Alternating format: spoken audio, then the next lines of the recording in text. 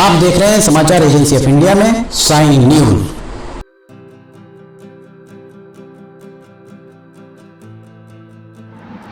नमस्कार दोस्तों, समाचार एजेंसी ऑफ इंडिया की साइन न्यूज में लिमटी की लालटेन के 202 एपिसोड में आपका स्वागत है। आज हम चर्चा करने जा रहे हैं नदी संरक्षण के ऊपर। नदी संरक्षण को लेकर न जाने कितनी योजनाएं बनी हैं, उन योजनाओं को मूर्त रूप कब दिया जाएगा, हम आपसे इस बारे में चर्चा करने जा रहे हैं। देश में नदियों को पुण्य सलिला का दर्जा दिया जाता है। एक समय था जब कल कल करती नदियों का नीर साफ सुथरा माना जाता था, बहुत ही निर्मल नील कहा जाता था। इन्हीं नदियों के भरोसे, नदी के किनारे शहर बसाए जाते थे।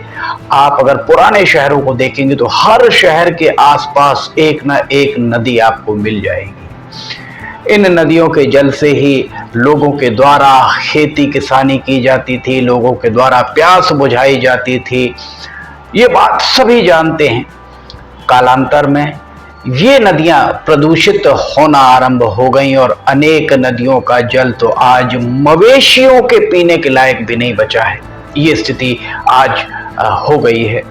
प्राचीन काल में अगर आप देखेंगे तो किसी भी नदी के किनारे आपको एक ना एक शहर, चाहे दिल्ली हो, जबलपुर हो या कोई भी शहर आप देख लीजिए, हर शहर के आसपास एक ना एक बड़ी नदी आपको, छोटी हो बड़ी हो, बहती हुई मिल जाएगी।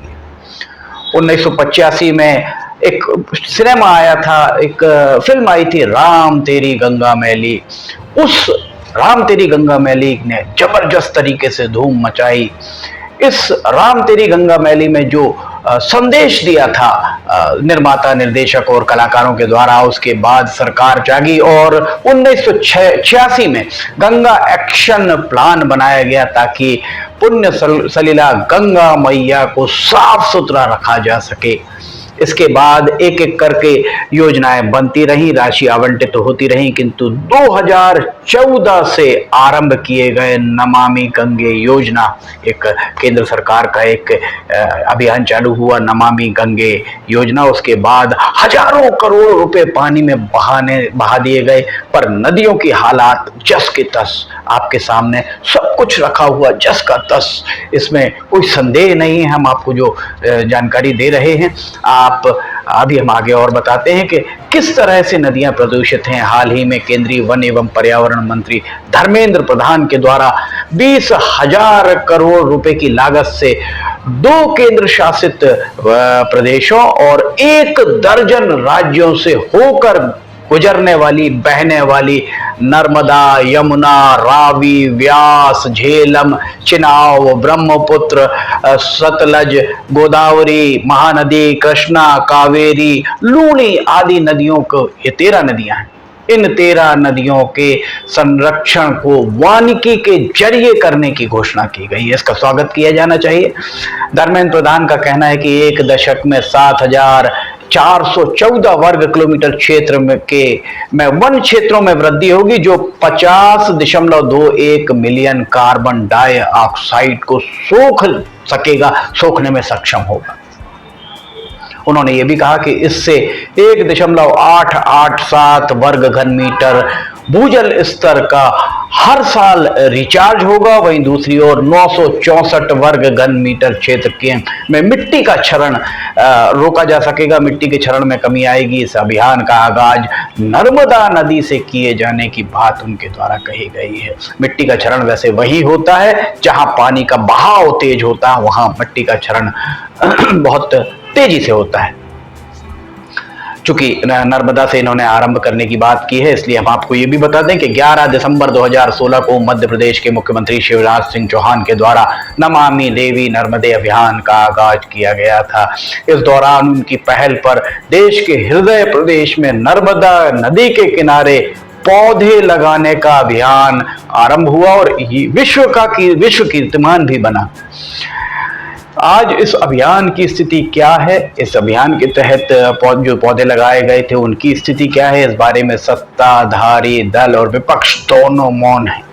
2016 में लगाए गए पौधे 6 बरस के बाद, आज 6 साल हो गए इस बात को, 6 बरस के बाद काफी बड़े हो चुके होंगे। जाहिर है नर्मदा किनारे अब पौधे लगाने के लिए जमीन शायद ही बची हो, क्योंकि उस समय विश्व कीर्तिमान बना, अर्थात हर जगह पौधे लगा दिए गए थे। चूंकि नर्मदा नदी से इसका अभियान का आगाज किया जा रहा है, इसलिए सबसे पहले हम नर्मदा नदी के बारे में बताते हैं। नर्मदा नदी मध्य प्रदेश के अमरकंटक क्षेत्र से निकलती है और उस पुण्य सलीला का प्रवाह क्षेत्र की चौड़ाई जो है औसतन 20 किलोमीटर के लगभग है, 20 किलोमीटर चौड़ाई में, और औसत अगर आप निकालेंगे। नर्मदा नदी के दक्षिण में सतपुड़ा की पर्वत श्रृंखलाएं हैं, तो नर्मदा नदी के उत्तर में विंध्याचल पर्वत है।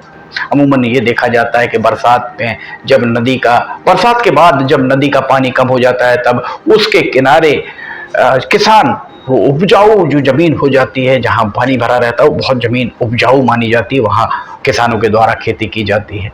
ये आपने देखा होगा।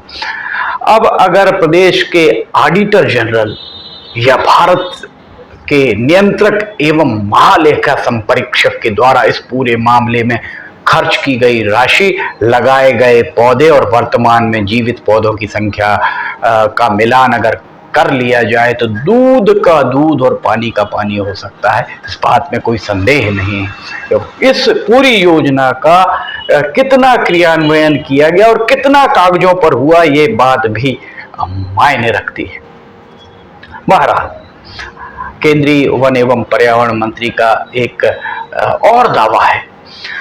उन्होंने देवी के समतुल्य माने जाने वाली गंगा मैया को विश्व की 10 सबसे स्वच्छ साफ सुथरी नदियों में शुमार करते हुए बताया कि गंगा मैया विश्व की सबसे स्वच्छ नदियों में एक नदी है। जिन 13 नदियों के संरक्षण का आगाज करने की बात उनके द्वारा कही गई है, उनके द्वारा गंगा मैया की स्वच्छता के के अभियान जो चलाया गया, तो उसकी सफलता के 100% सफलता के बाद इन 13 नदियों को उन्होंने नए कार्यक्रम से जोड़ा है। आज गंगा मैया की स्थिति वाराणसी में क्या है, इलाहाबाद में क्या है और अन्य शहरों में क्या है, हमसे बेहतर आप जानते होंगे, इस बात में कोई संदेह नहीं है। इन शहरों में स्नान करने वालों को किस किस तरीके के रोग हो जाते हैं, चर्म रोग हो जाते हैं, ये बात भी किसी से छिपी नहीं है।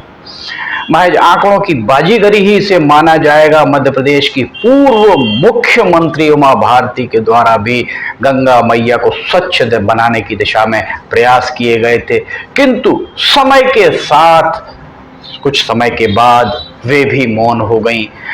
इस बेहतरीन महत्वपूर्ण मसले में जो एक ज्वलंत विषय आज बना हुआ है, कितने आश्चर्य की बात है।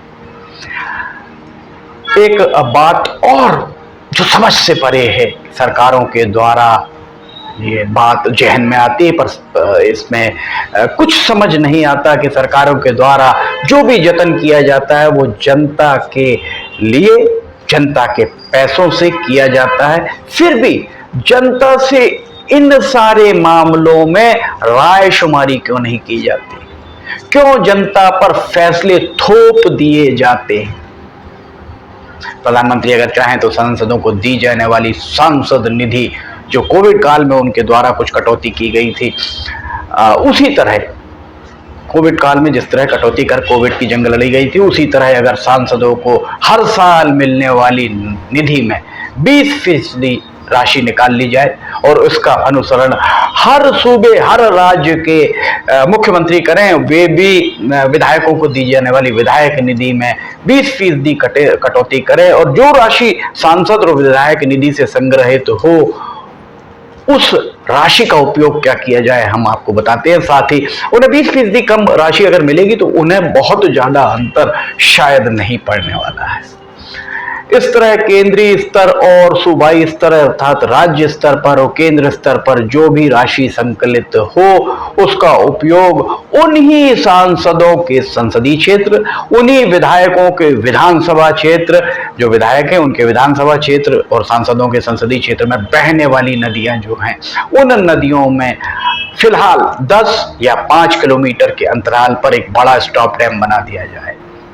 चूंकि बारिश में नदियों का पानी लबालब रहता है, बारिश में नदियां ओवरफ्लो बहती हैं और बारिश के बाद महीने, 1.5 महीने, 2 महीने के अंदर आपने देखा होगा कि नदियों में पानी कम हो जाता है और नदियां उथली नजर आने लगती हैं। नदी महीने, 2 महीने, 3 महीने तो लबालब रहती है, उसके बाद पानी कम हो जाता है। इस पानी को संरक्षित करने के लिए अगर 10, 15 या 5 किलोमीटर पर जैसा एक योजना बना दी जाए, उस पर बड़ा स्टॉप डैम बना दिया जाए। अगर स्टॉप डैम बन जाएंगे और 10-5 किलोमीटर की दूरी पर बनेंगे तो उन स्टॉप डैम के कारण नदी का जल स्तर साल भर एक सा रहेगा। कुछ कम होगा, बहुत ज्यादा कम नहीं होगा। इससे भूजल स्तर, ग्राउंड वाटर रिचार्ज भी हो किया जा सकेगा और खेत किसानों को अपने खेत के आसपास ही पानी भी मुहैया हो पाएगा। बारिश के बाद दूसरे अन्य महीनों में, यहां तक कि गर्मी में भी उन्हें पानी मिल सकेगा। हर साल इस तरीके के स्ट्रक्चर बनाए जाने के, अगर ये सांसद विधायक निधि से स्टॉप डैम बनाए जाते हैं तो कुछ ही साल लगेंगे। 1 दशक बहुत हुआ तो 10 सालों के अंदर ये स्टॉप डैम 1 से 1.5 किलोमीटर की दूरी में नजर आने लगेंगे और तेजी से नीचे जाते भूजल स्तर, ग्राउंड लेवल, जो वाटर ग्राउंड लेवल है वो बहुत तेजी से नीचे जा रहा है और वो उसे थामा जा सकेगा और बांधों के कारण, बड़े बांधों के कारण जो समस्याएं आने वाली है वो आ रही हैं, उन समस्याओं से निजात भी पाई जा सकेगी। अभी महज 13 नदियों के संरक्षण की योजना की घोषणा की गई है और सिर्फ घोषणा भर हुई है। इसलिए जरूरी है कि इस मामले में जनता जनार्दन, जिसके लिए ये कराया जा रहा है, जिसके जरिए आप संसद तक या विधानसभा तक पहुंचे हैं, उससे भी मशवरा ले लिया जाए ताकि इस वृहद परियोजना के गुण और दोष इसके परियोजना के आरंभ होने के पहले ही आप तक पहुंच सकें, आप अर्थात सरकार तक पहुंच सके और सरकार इसमें कोई ठोस कदम उठा सके।